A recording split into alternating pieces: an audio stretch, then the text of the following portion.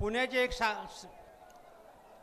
म्हणजे मागाचा सांगायचा उद्देश असा होता, मराठवाड्यात जास्त सुशिक्षित तरुण आपल्या जिल्ह्यात आहेत, धाराशिव जिल्ह्यात आहेत, आणि मराठवाड्यात सर्वात जास्त बेकार सुशिक्षित बेकाराची संख्या आपल्या जिल्ह्यात आहे। गेल्या 50 वर्षापासून ह्या तरुणाकडे कोणी लक्ष दिलेलं नाही, त्यांच्या नोकरीकडे कोणी लक्ष देत नाही, फक्त राजकारणच करायचं। आज उद्धव साहेबांवर शब्द टाकतात, 2.5 वर्षात केले काय?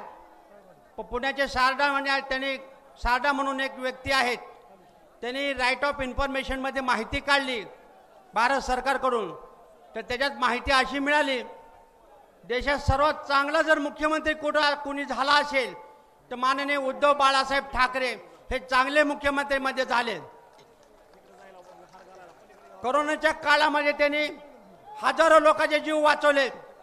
कोरोनाच्या काळामध्ये बाजूच्या घराचा माणूस आपल्या घरात येऊ शकत नव्हता, अशा परिस्थितीमध्ये माननीय उद्धव साहेबांनी अख्या कोरोनाच्या काळामध्ये अख्या महाराष्ट्रातल्या गावागावात दवा पोहोचवला। ते रेमेडीचे इंजेक्शन प्रत्येक जिल्ह्यामध्ये पाठवले गेले, जे मिळत नव्हते त्यांनी प्रायव्हेट कंपनीकडून मागून घेतले, बेंगलोरून मागून घेतले, आणि तुम्हाला दवाखाने इंजेक्शन पुरवले गेले। आणि म्हणते तुम्ही काय केलं? 2.5 वर्ष, अरे भाजपवाल्यानं तुम्हाला माहित आहे का, 2.5 वर्षामध्ये गाव बंद होतं, घर बंद होती, गाव ना गाव बंद असायचं, आणि मग ते उद्धव साहेब कुठले दौरा काढायचे?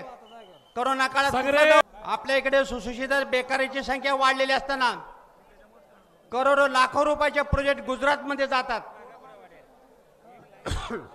फॉक्सन हा 1 लाख करोड रुपयाचा कंपनीचा फॉक्सन कंपनी गुजरातमध्ये गेली। एबीपी माझा, उघडा डोळे बघा नीट।